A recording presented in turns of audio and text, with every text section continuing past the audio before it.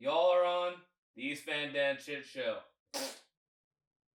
Awesome. Hey, good to meet you. Hey, nice to meet you, Tyler. How goes? Good, man. Good. Just kind of chilling out. Got a little bit of work done today, and yeah. So I'm just gonna close this door. Give me one sec.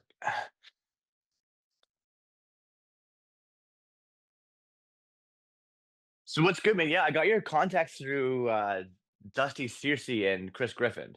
Oh, okay, cool. Yeah, Yeah, Chris, he's a good guy. yeah. I did, Chris is the man. He's the best. yeah, I did a podcast with him 2 weeks ago, I think. Nice. Yeah. So, yeah, you're playing what was it, the Green Olive? Green Uh, Olive, March 13th. oh, sweet. Yeah. Who else is on the bill? Yeah, so I'm bringing a couple guys along. One of the island's favorites, Elliot Ryan's, going to be on the show. Okay, He's yeah, cool. he's all over the island. And then I'm bringing a couple guys from Vancouver. So one of them's Ruthless Ravikant. He's open for like Akash Singh and a bunch of other people. Is really good. He's going to be hosting. And then Alex Carr. He's originally from Halifax, and then did some time in Toronto and Calgary, and then he's living here now. But very very funny comic from Halifax. Sweet. Yeah, I Yeah, man. know. Yeah, I've heard of Elliot. Um, actually, I don't know if this was like a old ad or something, but Redgate. You're hosting a show for John Bueller. Oh, a Red Room. Yeah, yeah, Red yeah. Room. Yeah. Yeah. Yeah, Yeah. that might even been December. Yeah, that show already happened. That was Oh through Yuck shit. Yucks. Oh, okay. But Yeah, it's old Red news. Room's a good time. Yeah.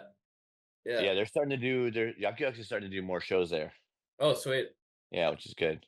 Yeah. And then where are you? You're out in Nanaimo, right? Yeah. I lived in Vancouver for about 8-ish years. Okay. Moved back August 2023. Yeah.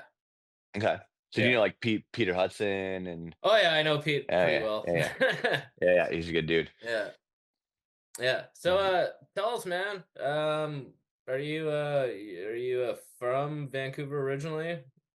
So originally born in Edmonton, just outside Edmonton, but I moved to Vancouver when I was 6. So went to elementary school, high school here, and then went to college out in Nelson, British Columbia, Yeah. and then moved to Panama for like 4 years after that.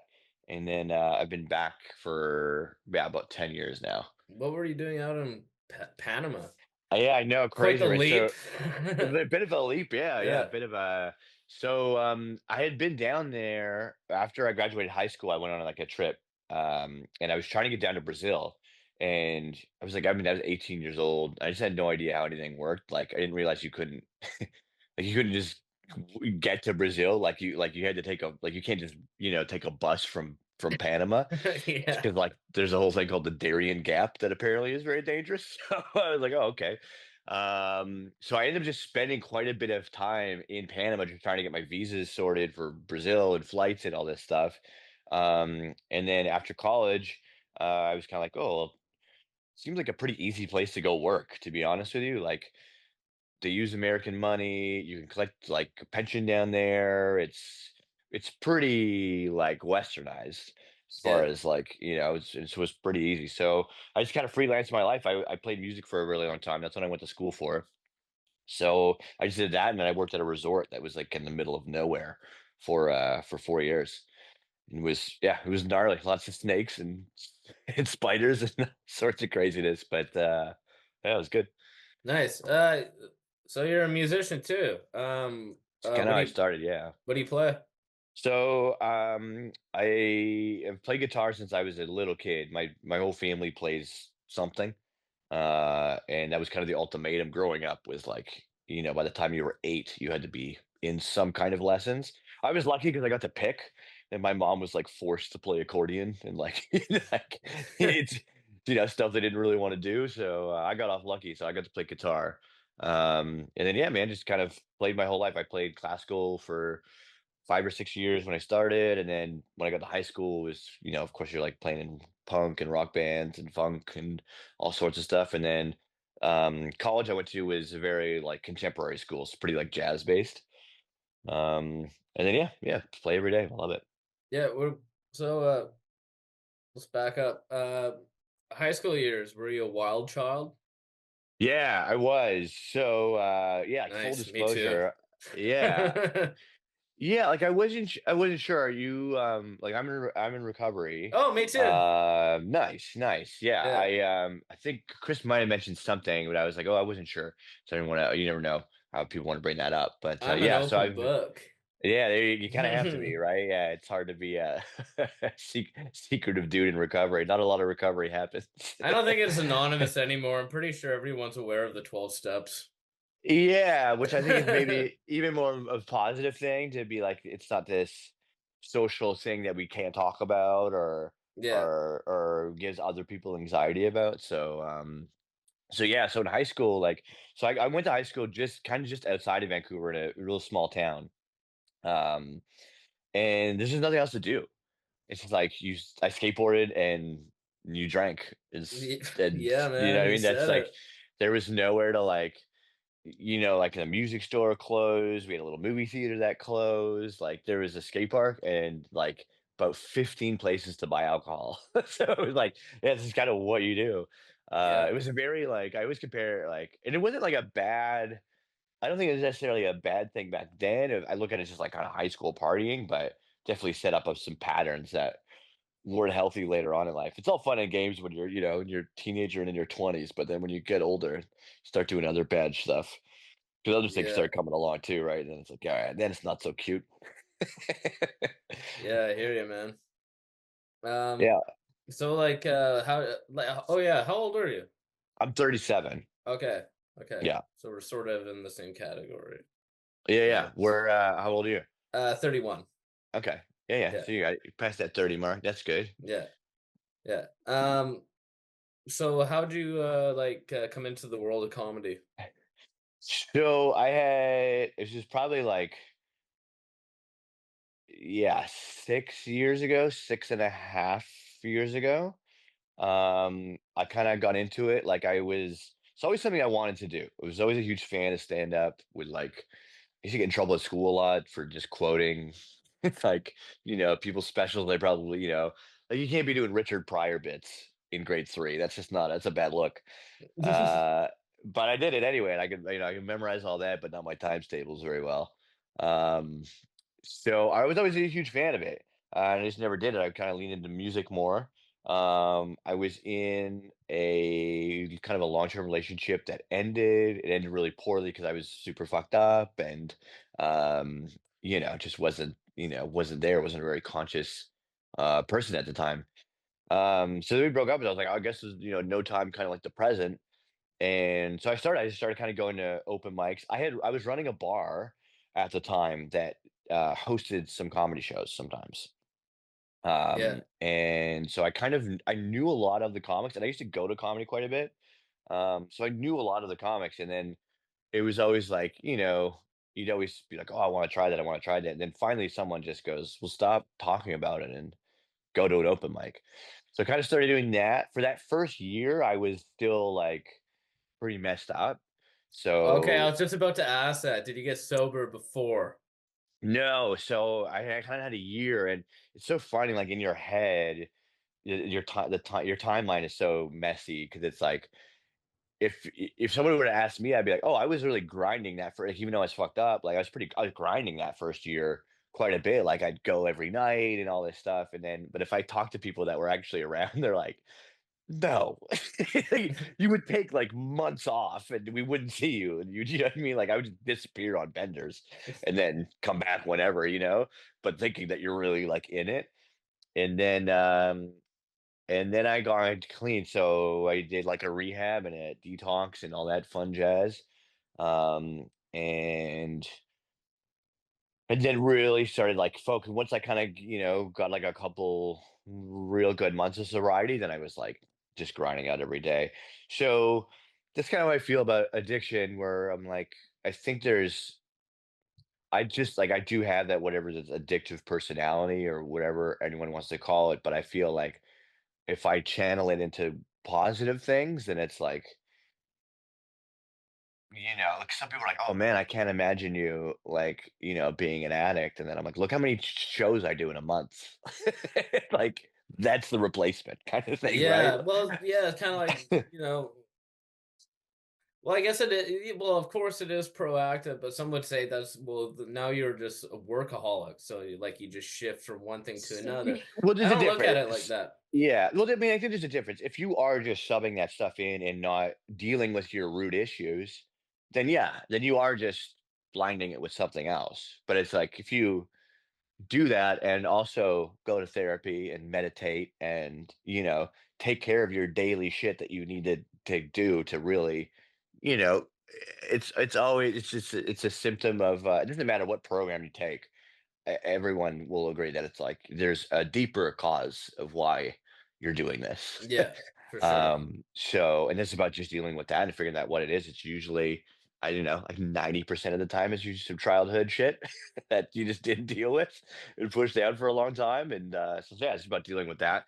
But I think having healthy outlets to deal with stuff, because 'cause I'm like, yeah, I don't sit well, I don't sit still very well. I know that's why I meditate, because it's like I have to force myself to do it. Um, and, uh, and yeah, it's just better. Everything's better. Yeah, I was never much of a fuck, I've tried the meditation thing, I'm just like, "I can't sit, I gotta get out." I hear ya, I hear you. Yeah, It's something that, like something that I probably feel like I wouldn't have been able to do at the beginning of my journey. I mean, I'm not that far in, I'm only, like, 5 years in, but, um yeah, because I do just have a hard time sitting still. It's also when I was younger too, I would have a harder time sitting still. Now that I'm older, it's harder to get up. yeah, man, yeah, I hear you. Hard to get Yeah. up out of the seat, so, but yeah, but I mean, everyone's got their stuff, so I think as long as you're just dealing with that root cause, then it's a healthy way. It's okay to be busy. Yeah, for sure, man. Like, who are some comics that like inspired you? I know you mentioned Richard Pryor, but Yeah, Prime was big growing up. I mean, obviously, like I was a big Carlin fan growing up. I know some of the like newer comics don't really fuck with George Carlin, but he was a big influence on me. I loved Conan was always big, like even though it's like a stand up, but like Conan O'Brien was huge for our generation. He made being silly very cool, yeah, which was awesome. And then Seinfeld was obviously big. I'm a kid of the '90s, so it's like yeah, Seinfeld for was sure. pretty goddamn big. And that style of comedy was just big back then. And then love Bill Burr. And there's just yeah, there's I mean, there's a lot. There's a lot. I was a huge Jim Carrey fan as a kid, obviously. I think if you grew up in the '90s in Canada, you got to witness the rise of Jim Carrey. You were probably a pretty big fan. Yeah, for sure, 100%. Um, uh, so as an Axeman, like, what kind of kind of gear would you play? Oh man, so I was kind of all over the map. Like I I had an got this SG, but I sold mine for blow, yeah, I used unfortunately. yeah, oh man, yeah, done that with a few guitars. Just Yeah, that's one of my favorite, I don't know if you know Tim Williams, he's a comic from here, he's originally from Texas. It's a very funny album, people need to go check out. He's very, very funny, and one of his favorite jokes is he talk about, growing up kinda redneck in Texas, and he's like, "My dad always had great advice, like, always make sure you have enough guitars to pawn." Which is like it's just such a funny line to me. Um, so I grew up playing nylon string guitars, mainly Brazilian made. That's why I wanted to go to Brazil originally. I actually got to bring a guitar that was made there like in the '70s back down to the factory it was made in. So I played a lot of warm sounding nylon string guitars, and then I had a Fender Jazzmaster for a while. I love that guitar. A lot of pain in the ass with the bridge though. And then one of my favorite electric guitars I ever had was a Rickenbacker Dakota. Oh, sweet. Um, one of the only solid bodies they make, and it was a maple neck that went throughout the whole guitar. Just so fast playing, and it sounded just phenomenal. It was a cool looking guitar, and some maple finish, and yeah, it was super nice. And then right now I've got an old La Patrie, which is like a Godin's nylon strings kind of sector, made in Quebec, really nice made guitars. And then I have a Simon and Patrick that's like an acoustic electric. That's again another good Canadian brand, Oh, which sweet. which apparently we need to buy now. I Yeah. thought about that. I was like, oh man, I wonder how much how much Fender guitars are going to go up at Gibson and Rickenbacker, because like they're these really, that's like, those are some of the only things I could tell you that are still made in America. Yeah. Yeah, so that'll be interesting. So like what bands have you played in? So when I was in high school, I played like kind of like more stoner rock band, not stoner rock, but like maybe a more like Chili Peppers kind of vibe of Yeah. bands. I think Stadium Arcadium had come out at that time, and it was a pretty big album for everybody. I was a big Peppers fan. John Frusciante is one of my favorite guitar players. I think he's great. Yeah, me too. Yeah, he's so tasty, and he's back with them, which is great too. Did you like their new What? album? Like their The doubles. I guess yeah, the most recent ones I think with because John. I'm such a John fan that I'm gonna be pretty biased towards it, where I'm like, yeah, it's like I get to hear John Frusciante guitar playing again on a Chili Peppers record. I thought it was pretty good. I thought he just sounded it was like he almost gets better as he's gotten older. Like he's learned how to sing a bit more. But I thought it was good. I mean, they're older now, so it's Yeah. I mean, I think like I don't know. It's like it's if you're comparing them to like By the Way or like Californication, it's just yeah. like yeah, it's just not there. It's just No, not no, for there. sure. I mean, I think John's guitar playing is so damn just they've just gotten to that realm of it's the AC/DC syndrome, where it's like, there's a lot of people that don't fuck with AC. That's one of my favorite Angus Young quotes from AC/DC. Is a reporter stops him and he goes, "How do you feel that you've made 12 albums that all sound the same?" And he goes, "That's bullshit. We've made 13 that all sound the same." And like just being comfortable, like, yeah, this is your sound and this is what it is. So I think like not hearing that from the Peppers for the last few albums, and I can't remember the last guitar player's name, Josh. Uh Hillinger yeah, Copper or something. Cam Era, great guitar player, but very different from John. And I think it's great that they are still able to do that and get like different styles to come in. He was definitely better than Dave Navarro was. Oh yeah, I think everyone could agree on that. But I think it's because, yeah, I'm such a sucker for John Frusciante that it's like because I was like they could do really no wrong on this, and the fact that they didn't release that much is pretty crazy too. Was it Rick Rubin who produced that one too? yeah, I think it's Rick. Yeah, Because he's touched a few now, and that usually the ones that he does yeah. are pretty good. Um, yeah, I think he did. It makes sense because reuniting with John, Yeah, right? yeah, yeah. I can see that. Yeah. Yeah, I can see Um, it. Of uh, Dave Navarro, I am a Jane's Addiction fan. of Yeah. course, yeah. It's I just his don't think it was style. right for That's just it. His it, style of but playing is then just again, it was not. just like what, a 1 year stint, Yeah, pretty it was. much. They made one hot minute, and that was it.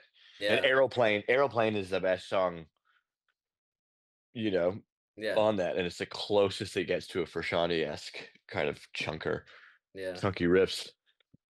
Yeah, he always had great pedals too. Yeah. You got any shows coming up in this month in Vancouver? Tons of shows this month in Vancouver. Just Okay, sweet. go to my Instagram at Ty Ty the comic. There's a plethora of shows happening there. But I will be in Victoria on the 11th for Savage Comedy or Sauvage Comedy. And then I'll be at the Mint on the 12th. But Nanaimo, go buy tickets. Yeah. I need Nanaimo to come out. It's a Thursday. I get that. I understand, but it's a really good show, and it's gonna be a super fun time. I'm excited about it. So I know a couple people that have done shows there now. Dusty had one 2 weeks ago. Dusty Sushi, very funny. And then my friend Alex Suarez was opening. I can't remember who he was opening for, but this I haven't been to the Green Olive. I heard it's a pretty cool venue. Yeah. It's a cool little space. So yeah, I'm hoping that we can get people out. You got to come out. Yeah, man. I'm gonna come for sure. Yeah, for sure. We'll Yeah. But get no, you the on that reason G why I list. asked Vancouver is because I'm gonna be there um the 20th, 21st, somewhere around there. Let me. Yeah, yeah. Just hit me. I definitely have show. What is that? A Friday, Saturday? I think it's a yeah, Friday and Saturday.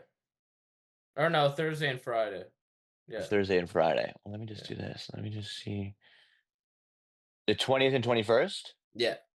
Okay. 20th, I'm just chilling, but on the 21st, I'll be at Comedy After Dark for both of those shows. Oh, sweet. Um, yeah, I don't know. When was the last, like, what was the last time you were here for, like, to watch any comedy? Well, fuck, I got in Vancouver. Well, I got out of rehab in September, or Okay. well, more October. So I haven't really like left the island since. Yeah, yeah. Yeah, Are you but nervous about coming over at all? no, because like I'm fucking the 19th is my 1 year.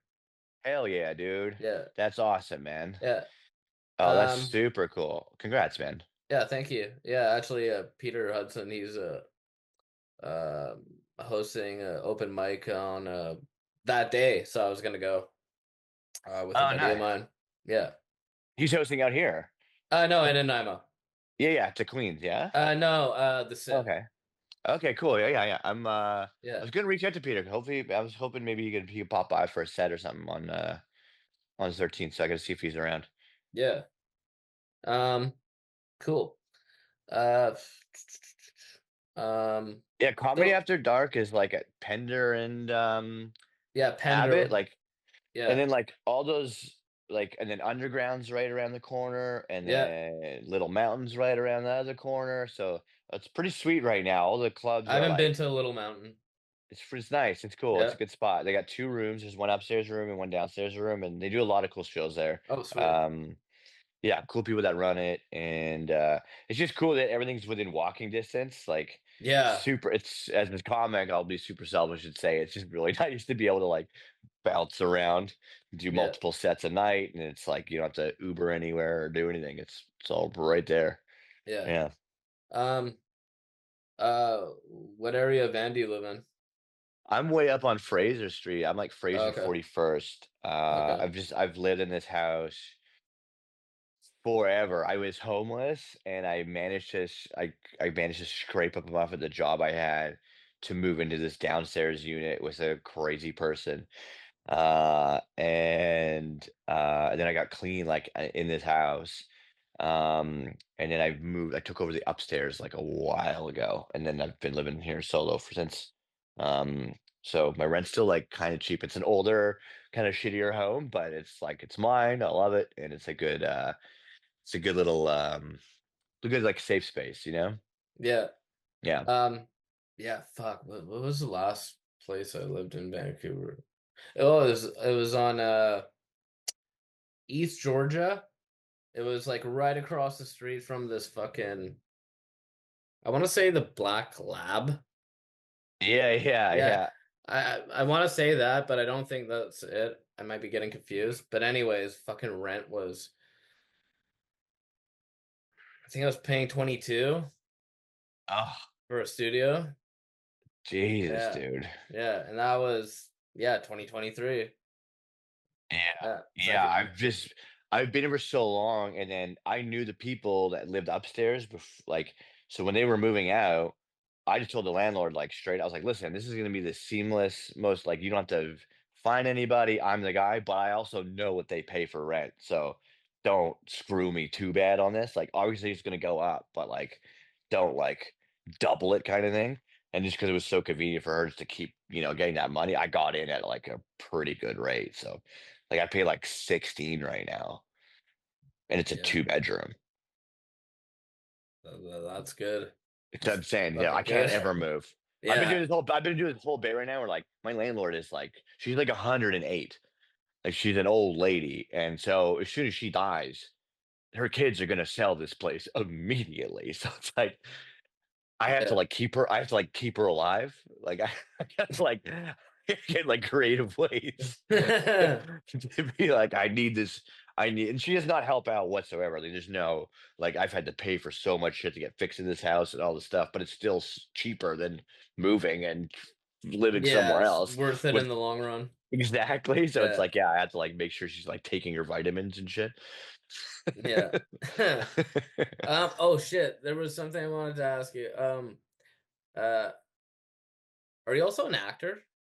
Yeah, I was. I was. Okay, yeah, I think I saw your IMDb. That's what I did as a kid. So from probably grade 7, and then just a little bit past high school, I was. That's what I did. I was an actor. So I did a lot of commercials at first, and then I was in Agent Cody Banks with Frankie Yeah, Muniz. Like, yeah. yeah, that was Were the. you in what was it, an Air Bud sequel?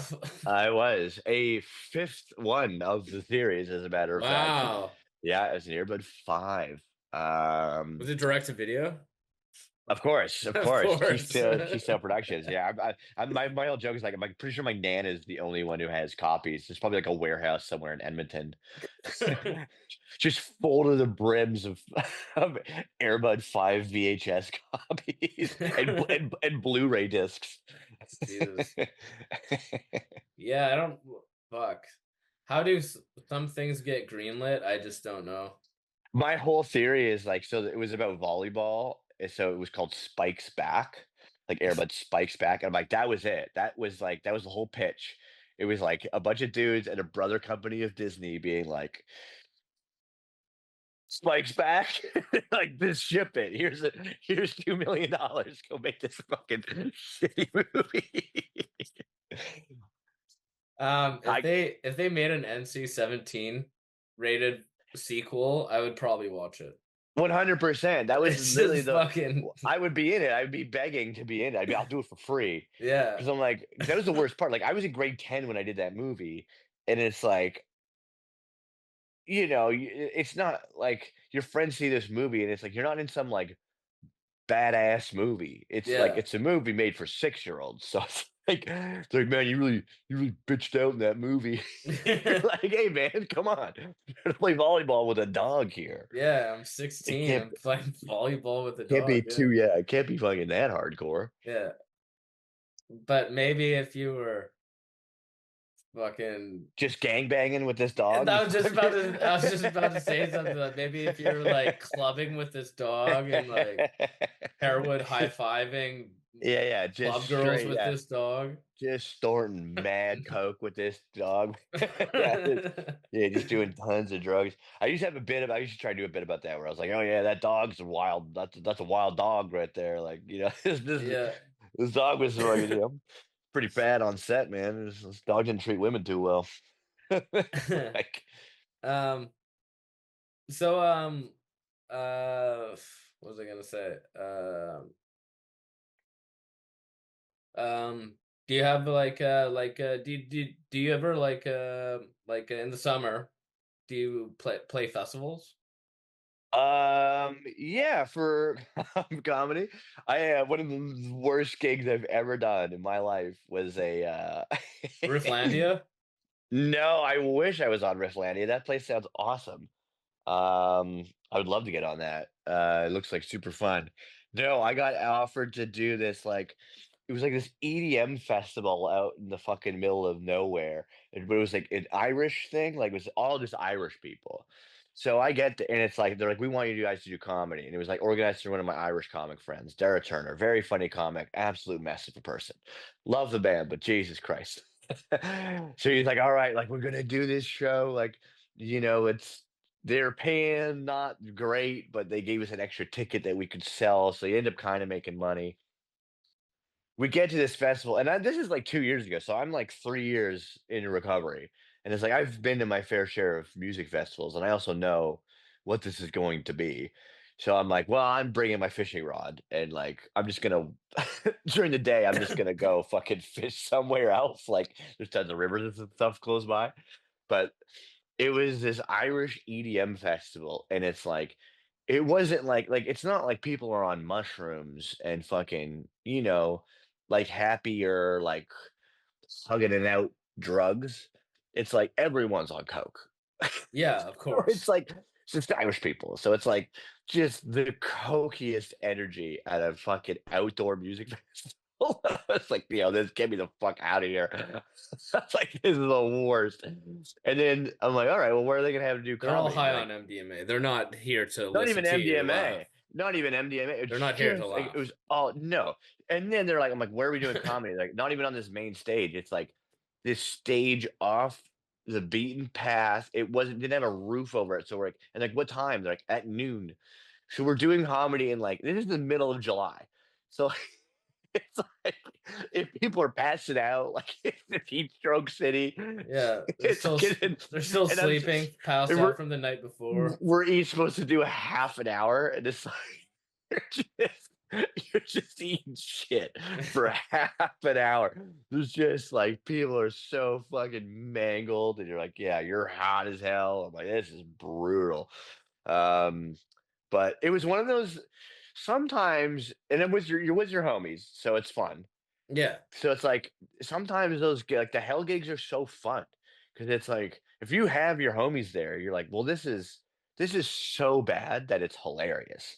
And I'm here with my friends that we can all just make fun of how stupid this is, and that we all agreed to fucking drive up here and do this thing. Like it was a 2-3 day thing, and they put us in like our tents were in like a dusty parking lot. Like it wasn't even a fucking like you know it Yeah. wasn't like it Yeah. wasn't like a nice nature camp. I love camping, but I'm like, yeah, this was not that. It was so bad, but so funny.